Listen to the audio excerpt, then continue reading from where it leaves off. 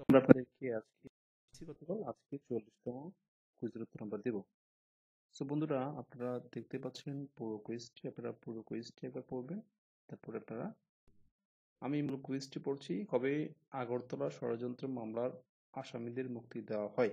এখানে 4টা অপশন দেওয়া আছে। তার মধ্যে 10 জানুয়ারি 1969, 15 ফেব্রুয়ারি 1969, 5 জানুয়ারি 1969, 22 ফেব্রুয়ারি 1969। সো বন্ধুরা, দেখে নিন উত্তরটা কোনটা হবে। আমরা এখানে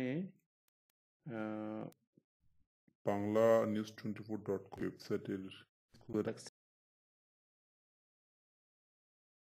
দেখতে পাচ্ছেন 22 ফেব্রুয়ারি আগরতলা ষড়যন্ত্র মামলা থেকে মুজিবুর রহমানকে মুক্তি দেওয়া হয়। তারপরে আমরা দেখি এখানে উইকিপিডিয়ার একটা পেজ থেকে, সেখানেও একই তথ্য দেওয়া আছে। 1974 সালের 22 ফেব্রুয়ারি আগরতলা ষড়যন্ত্র প্রত্যাহার করা হয়। তারপর দিন উনি রেসকোর্স ময়দানে ভাষণ দেন। আপনারা বুঝতে পারছেন হবে আজকের উত্তর 22 ফেব্রুয়ারি 1969। সাবমিট করে ফেসবুকে শেয়ার করে দিন। ফেসবুকে শেয়ার করলেও পুরস্কার জেতার সম্ভাবনা আছে।